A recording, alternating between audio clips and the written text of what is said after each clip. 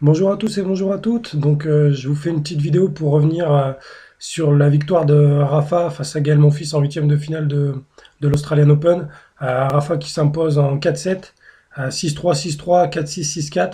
Un match vraiment bizarre. Du coup, on va revenir là-dessus. Mais avant de vous parler du match, je vais vous parler de son échauffement parce que sur le site de l'Australian Open, on a eu le droit à voir l'entraînement d'avant-match ou échauffement, appelez ça comme vous voulez, de Rafa qui était disponible en live. Donc c'était vraiment super intéressant. Euh, et sincèrement, pour avoir vu l'entraînement de Rafa, ça a duré à peu près une heure. Euh, J'étais sincèrement, à la fin de cette vidéo, j'étais quasiment sûr que Rafa allait s'imposer. Il avait l'air tellement déterminé. Vous savez, Rafa, l'entraînement, c'est quelqu'un qui rigole habituellement énormément, qui est plutôt détendu, qui s'amuse. Là, il avait le regard fermé, mais pas fermé de stress, fermé de concentré. Il était vraiment dans sa bulle. Il y a eu énormément de discussions entre Rafa et Tony. Pas mal de discussions aussi avec Moya. On sentait que tactiquement, ils étaient en train de mettre en place quelque chose.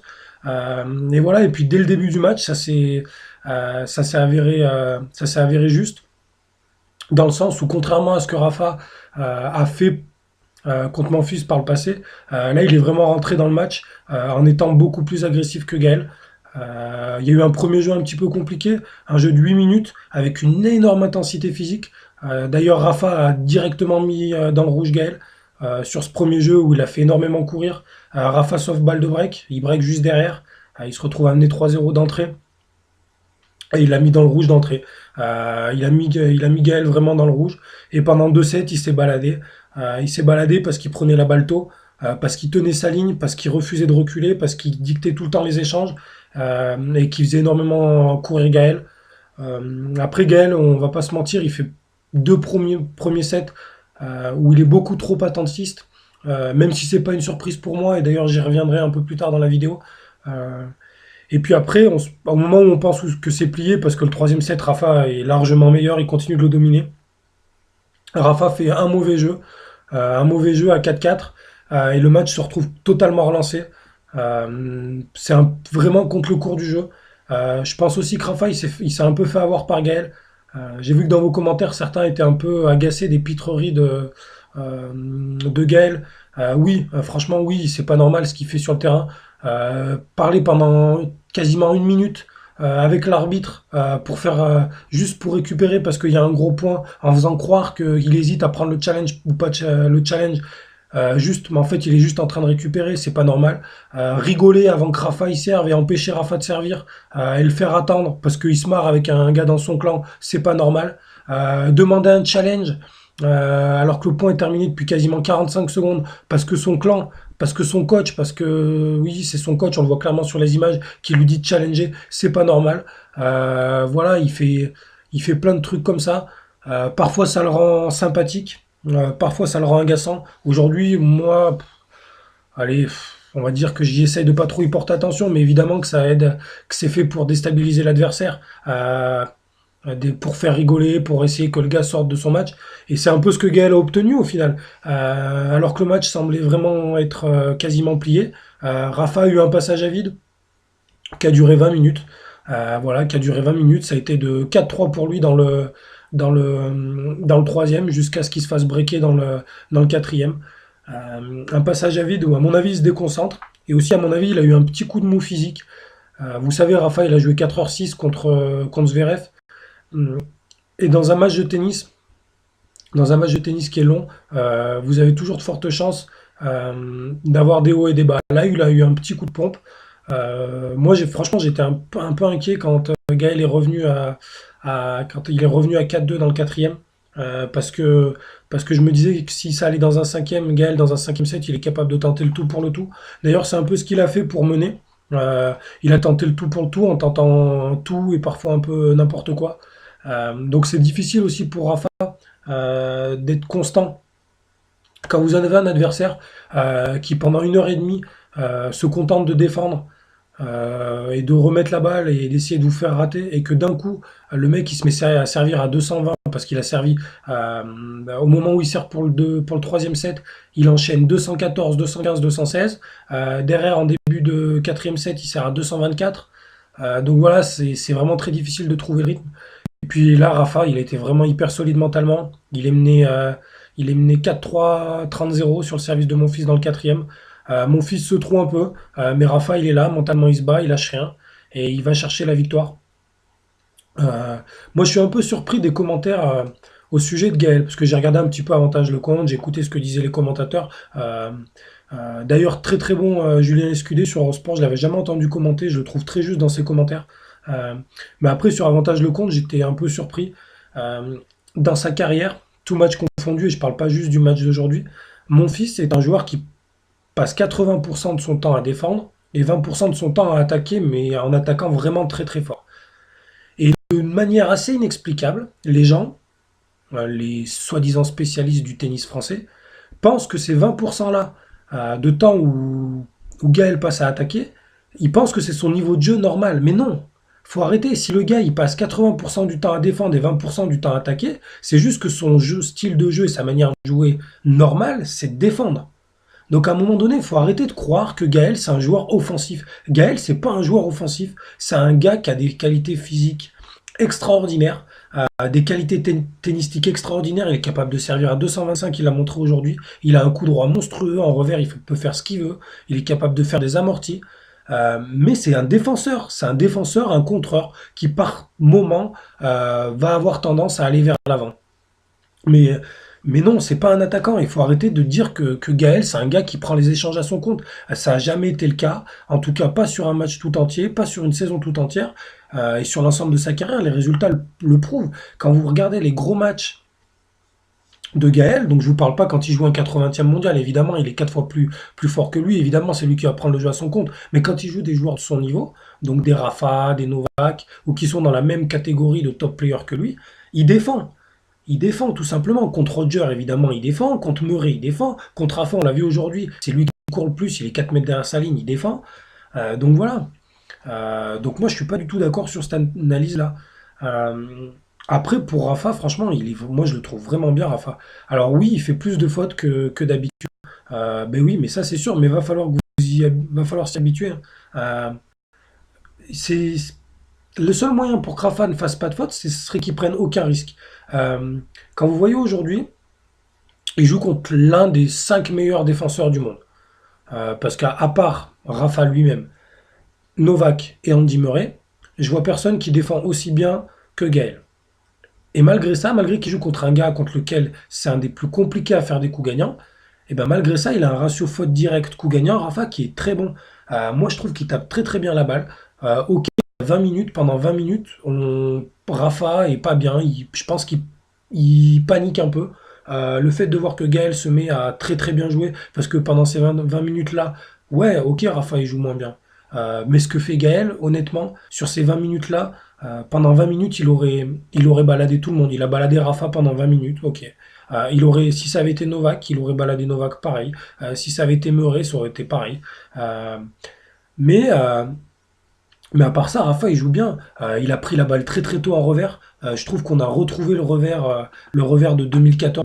Franchement, il a fait des différences énormes. Côté coup droit, alors ouais, il y a quelques fautes, mais il a été plutôt, franchement, très très bon. Même sur certaines séquences, c'était exceptionnel. Parce que réussir à enfoncer mon fils, comme Rafa l'a fait du fond du court, honnêtement, à part Novak et Andy, à leur meilleur niveau, à part Novak et Andy, je pense qu'il n'y avait personne qui était capable d'enfoncer Gaël comme l'a fait Rafa pendant quasiment 1 heure et demie. Ouais, plus d'1 heure et demie pendant 2 7 et demi. Parce que pendant 2 7 et demi, Rafa, il a baladé mon fils. C'était vraiment une leçon de tennis. Donc voilà, donc moi je suis vraiment satisfait de cette victoire. Au final, il a réussi à s'épargner un cinquième set. Donc c'est un match qui a duré 3 heures. 3 heures. Il y avait une grosse intensité. Rafa, je pense que physiquement, ça va commencer à être dur pour lui. 4 heures contre Zverev, 3 heures contre Gaël. Heureusement pour lui, il va avoir un joueur qui va pas lui imposer un défi physique. puisqu'au prochain tour, il va affronter Milos Raonic. Donc voilà. Maintenant, à partir de maintenant, Rafa, il peut tout espérer. Il a Raonic en quart de finale. En demi, il aura Goffin ou Dimitrov, qui sont deux joueurs qui lui réussissent très très bien. Et en finale, si jamais il y va, ça sera Federer, Wawrinka ou Tsonga, pour parler de ce qu'il était de série, à moins que Zverev fasse l'exploit. Sincèrement, j'y crois pas. Moi, je pense qu'en finale, dans cette partie-là, ça sera Roger. Je pense que ça sera Roger parce que franchement, Roger, sur ce qu'il a montré contre Nishikori, c'est vraiment très très fort. Donc pour le match, le prochain tour de Rafa, donc ça sera contre Milos Raonic. Milos qui a gagné aujourd'hui, qui a gagné en 4-7 contre Bautista Agut. Alors pour revenir sur ce match que j'ai regardé puisqu'il se jouait avant le match de Rafa, il y a eu un tournant du match, c'est l'interruption par la pluie qui a donné lieu à la fermeture du toit. À ce moment-là, il y avait 4-4 dans le troisième et ça a fait 6-4, 6-1 derrière. Pourquoi c'est le tournant du match? Parce qu'évidemment, ça casse le rythme de Bautista. Bautista qui avait joué 4h05 la veille, l'avant-veille, pardon. Et quand vous avez une interruption, l'interruption a duré une vingtaine de minutes, c'est toujours le joueur qui est un petit peu plus fatigué qui paye les conséquences. Parce que quand vous vous arrêtez, un joueur qui a tendance à cramper, par exemple, on va lui dire de pas s'asseoir. Donc un joueur qui est fatigué, comme c'était le cas de Bautista, avoir une interruption de 20 minutes, c'est sûr que ça fait rejaillir. De mettre le corps à l'arrêt pendant 20 minutes, derrière, c'est très très difficile de repartir. Donc déjà, c'est la première chose. Et la deuxième chose, c'est que derrière, vous jouez toit fermé. Donc vous jouez en indoor. En indoor, Raonic, sincèrement, il est injouable, non. Irretournable, oui, c'est sûr. Donc voilà, donc Raonic qui s'en sort un peu par une porte dérobée, un peu comme contre Simon. Ce qu'il faut noter surtout, qui est important à noter pour Rafa, c'est que sur ces deux matchs-là, Raonic s'est fait breaker trois fois contre Simon et il s'est refait breaker encore trois fois aujourd'hui, six fois en deux matchs. Voilà, je pense que si Rafa arrive à le breaker trois fois lui aussi, il s'imposera. Ce qui est des matchs de Raonic j'ai vu le match contre Simon, j'ai vu le match contre Bautista. Euh, la différence, elle va se faire du fond du cours parce que je pense que aujourd'hui, c'est impossible de battre Nadal, ce Nadal-là, en 5-7, sur un format 5-7, euh, uniquement en servant bien. Or, Raonic, sur ce que j'ai vu du fond du cours, il a quand même du mal. Voilà, on sait qu'il a eu un petit début de grippe. Physiquement, je suis pas sûr qu'il soit beaucoup plus frais que Rafa. Il a passé moins de temps sur le court, certes, mais physiquement, c'est un joueur qui est beaucoup moins fort que Rafa. Donc au final, à mon avis, ils arrivent dans un état athlétique à peu près équivalent. Euh, voilà, ils se sont joués deux fois cette année. On a eu deux fois quasiment le même match. C'est-à-dire deux fois un match en 3-7. Deux fois un match où Rafa était largement meilleur du fond du court. La différence entre les deux matchs, c'est juste que sur le deuxième match, pendant deux sets, les deux derniers sets, Raonic a été un retournable. Rafa n'arrivait pas à trouver sa distance. Après, il y a un détail qui pour moi n'en est pas un, c'est qu'à Brisbane, vous avez beaucoup moins de recul que ce que vous avez sur le court central de Melbourne. C'est un détail important, pourquoi? Rafa, il a déjà joué trois gros serveurs sur ce début de tournoi. Même Mayer, qui est un très très grand serveur, un très bon serveur. Euh, Gaël, qui est un excellent serveur. Et Zverev. Et sur ces trois matchs-là, Rafa, il a toujours fait exactement pareil. C'est-à-dire qu'il a essayé de retourner de près. Et à partir du moment où de près il n'arrivait plus à retourner, il s'est mis 5 mètres derrière sa ligne. Quand Zverev, Rafa, il a même dit je me suis mis 7 mètres. Je suis pas sûr qu'il y ait 7 mètres, mais bon. Euh, je suis pas sûr qu'il soit mis 7 mètres derrière sa ligne, mais bon. Ça change tout, pourquoi? Plus il va se mettre loin, euh, moins Raonic va pouvoir servir fort. Quand vous avez un gars qui est en face de vous et à 5 ou 6 mètres derrière sa ligne, à part si vous servez à 230, vous allez avoir du mal à lui faire des aces. Le seul moyen de lui faire des aces, ça va être de varier énormément en service. Ce qu'est capable de faire Raonic. La clé du match, ça va être sur les retours. À mon avis, tout va jouer sur le service de Raonic. Pour deux raisons. Un, si Rafa arrive à mettre Raonic en danger sur ses jeux de service, je parle même pas de le breaker, mais je parle juste de le mettre en danger, ça va lui donner beaucoup de tranquillité sur ses propres jeux de service. Le tennis, c'est toujours pareil.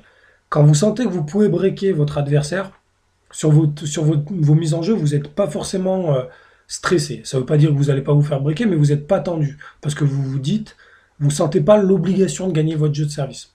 Ce qui était un peu le cas aujourd'hui pour Rafa, vu qu'il a breaké assez fréquemment Gaël, vu qu'il l'a breaké 4 fois. 5 peut-être même. Euh, donc voilà, la clé ça va être de retourner Milos. Euh, Tactiquement, après, l'important pour Rafa, ça va être de faire exactement ce qu'il a fait avec Gaël sur les deux premiers sets et pendant 2 sets et demi, même 2 sets 3 quarts, jusqu'à 2-7-0, 4 partout. C'est-à-dire, à chaque fois qu'il a la balle courte, rentrer dans le terrain, faire courir Milos. Milos du fond du court, on va pas se mentir, c'est un bon joueur du fond du court, mais il est infiniment moins fort et infiniment moins solide que ce que peut être un Gaël, que ce que peut être un Zverev ou même un Bagdatis. Du fond du court, il est moins fort que ces gars-là. Par contre, au service, évidemment, c'est le meilleur serveur du circuit. C'est pas celui qui fait le plus d'ace, celui qui fait le plus d'ace c'est Karlovic, mais c'est celui qui varie le plus. Là où ça devient vraiment intéressant, c'est qu'il y a un mec qui s'appelle Carlos Moya, et il vient de rejoindre l'équipe de Rafa.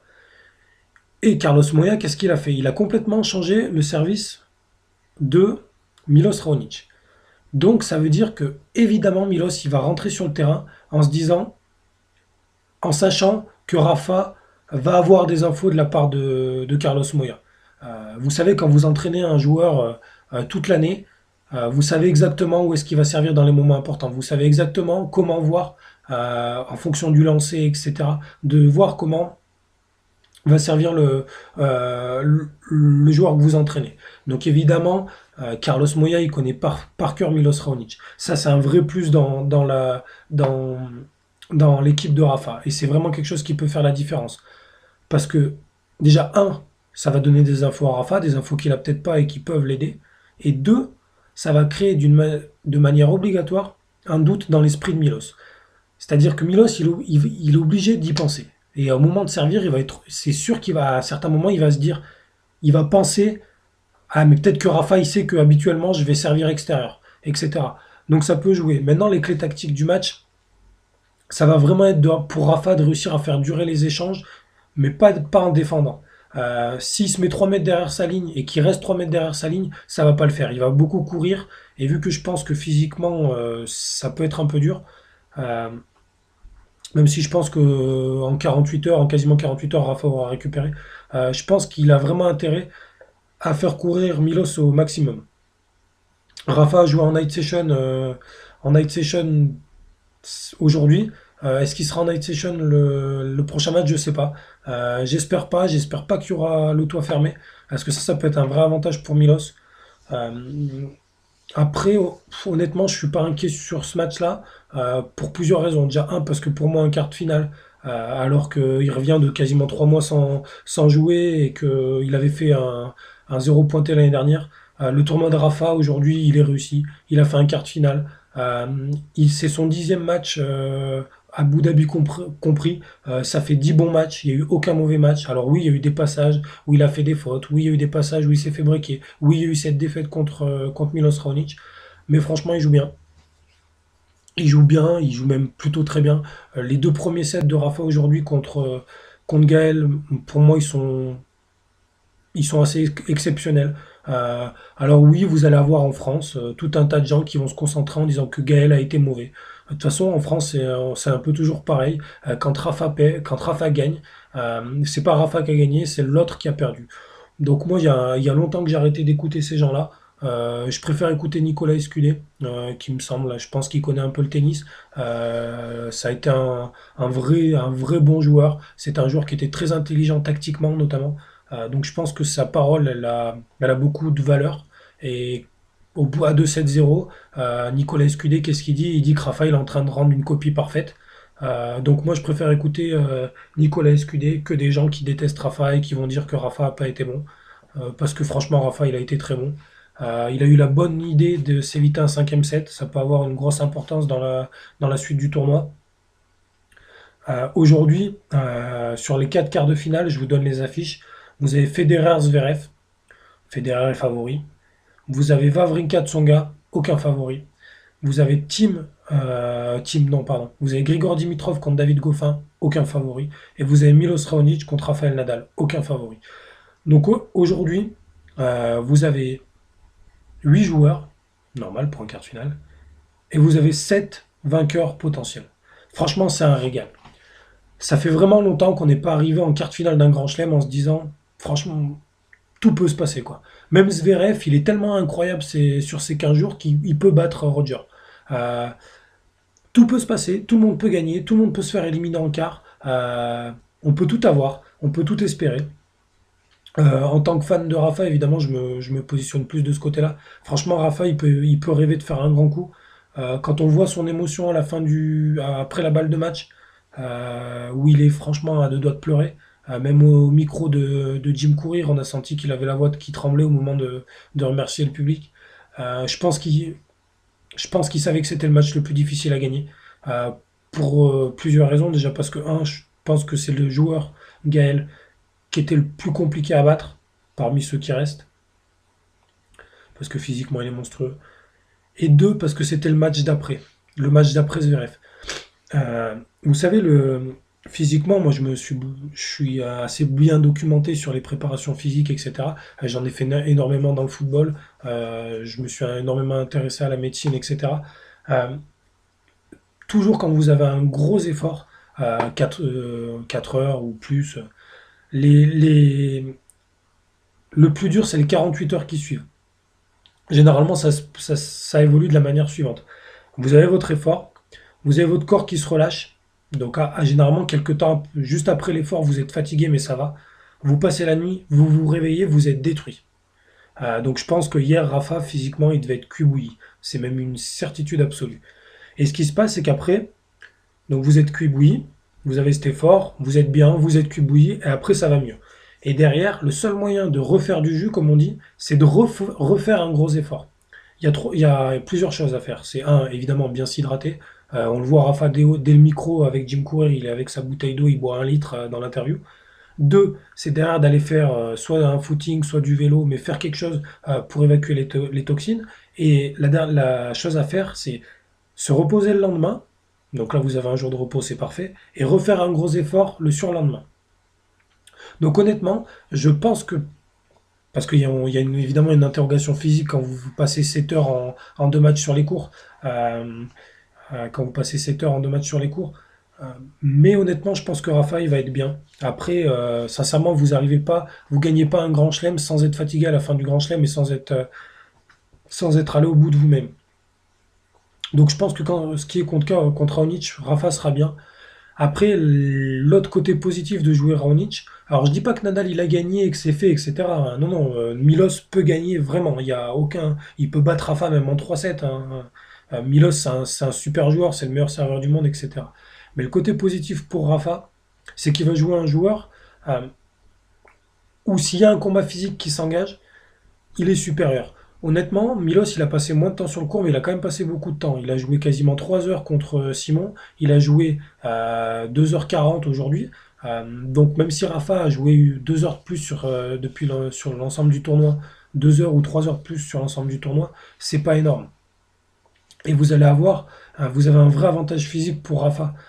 Donc aujourd'hui, vu que Rafa a joué un peu plus, mais qu'à la base Rafa est plus fort physiquement, je dirais que sur le plan physique, c'est du 55-45 pour Rafa. Je pense malgré tout que Rafa a intérêt à faire durer le match. Voilà, il a intérêt à prendre la balle tôt comme il l'a fait. Aujourd'hui, moi j'ai vraiment adoré la manière dont Rafa a été agressif. S'il arrive à faire pareil contre Milos, ça va être très bien.